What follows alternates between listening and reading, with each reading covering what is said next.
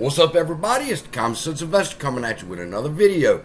And in this video, I want to begin by saying just how disappointed I am in Tony D, aka, you know.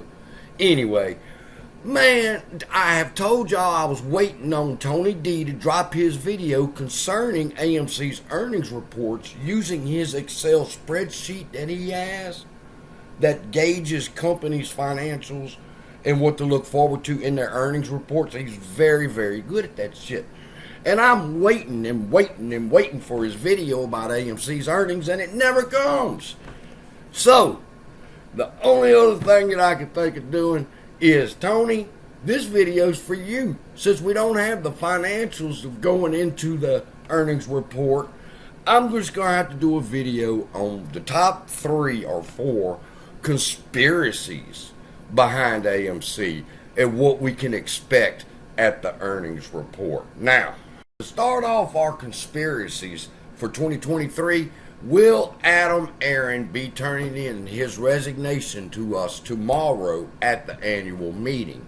Now, I remember when the video dropped, I'm not going to call any YouTubers' names, but I seen the video that said Cash App was reporting that the new CEO for AMC was Adam Sussman. And in case you didn't know, I went and researched it real quick, and I found out he's already a director.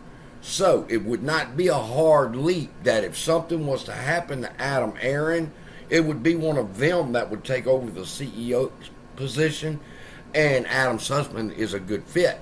So that's very plausible that we could hear that tomorrow, because there is a struggle going on, like I have been telling y'all, on that board. Everybody on that board is not pro Adam Aron. I've told y'all that for months, and people would not listen to me. But we see it plain as day right now that there's a struggle to get rid of Adam Aron and the other Apollo people off of this board, okay? And I believe that there's an acquisition that was about to be made of AMC, and the proof of it was right here in the SEC filing that they did concerning the annual meeting of the stockholders and what we would be voting on. And proposal 1 is to declassify the board, and proposal 2 is to eliminate the prohibition against the stockholders acting by written consent. Watch my videos, I'll post them right there telling you exactly what that means. That does not mean shareholders, that means major institutional shareholders can call special meetings, okay? They can't do it now. Like Antara, when Antara took it over, they could not call a special meeting of the board and try to overthrow the board and put their own people in place. Well, they can't do that. Proposal number 3, if passed, eliminates that and allows a major institution to step in and call a special board. And then number 4 was to remove the limitation on stockholders' ability to call a special meeting. That's the regulations in place stopping people like Antara or Citadel or any other hedge fund from moving in and taking over AMC. All of these proposals that are telling you to vote for would remove these protections, and AMC could be taken over by any hedge fund or market maker or Amazon. Now, if these proposals pass, the protection will be removed and AMC will be taken over. At that point, yes, they would be putting their own CEO in place. So last week and a half, when all of that was going on and there was talk about all of a sudden now Adam Aron's being gotten rid of, that's because when this passes, Adam Aron and the rest of the Apollo crew are gone. All right? Now, they did an amendment to it. All right? They did an amendment to the proposal.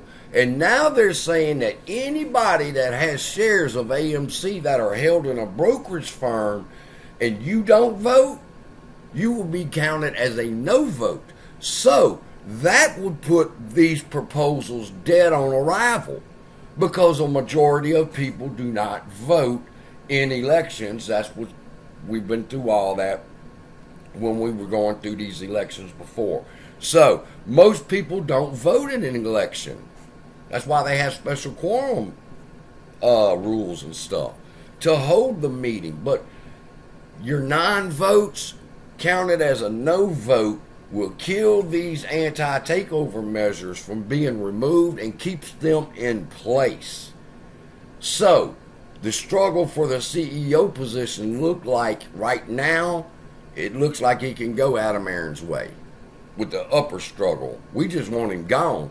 They want him gone, and the other side wants him there, and there's a battle up there. So do I think we'll be getting a new CEO? I believe that we were going to, and there's still a very strong possibility that Adam Aaron can give us his resignation come tomorrow, because another thing, he just got kicked off that other Norwegian cruise line thing that he's on. Yeah, he could be gone. All right, so the next conspiracy, the 8 quadrillion tokens. All right, now I know Mr. Potato Head has talked about this over and over and over and preached these 8 quadrillion tokens that are supposed to be backed up by shares, and they're not. So the conspiracy theory now becomes conspiracy fact. So all the people who said we were crazy when we were talking about the 8 quadrillion tokens that are supposed to be connected to shares, yeah, we now have been found to be justified in what we believed. But I'm going to ask you the question that nobody's asking. Okay? Who bought them fucking tokens? I did a video months ago and I asked that question. Everybody's focusing on the token. But who bought them motherfuckers? Because whoever spent all them $8 quadrillion, 8 quadrillion shares, times about $30 a share at the time the coins were created, woo, somebody ate a chunk of money when FTX folded, because there's no shares for them to redeem for the tokens. So the question is, who bought all them fucking tokens? All right? Nobody knows. Next conspiracy, which I saved this one for last because this is funny, people.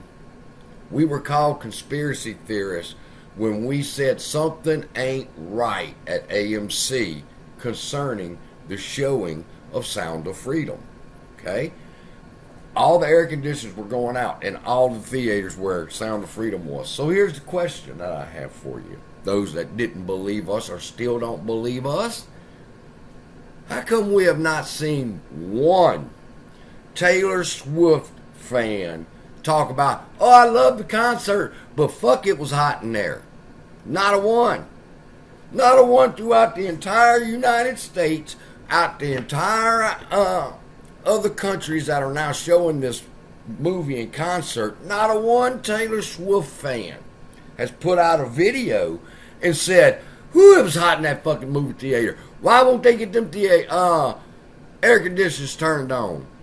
Yet, when the Sound of Freedom was playing, hundreds upon hundreds of AMC moviegoers were complaining, why do you have the air conditioners off? Because they were suppressing the movie, and it still broke records, no matter how they suppressed it. So, those are my 3.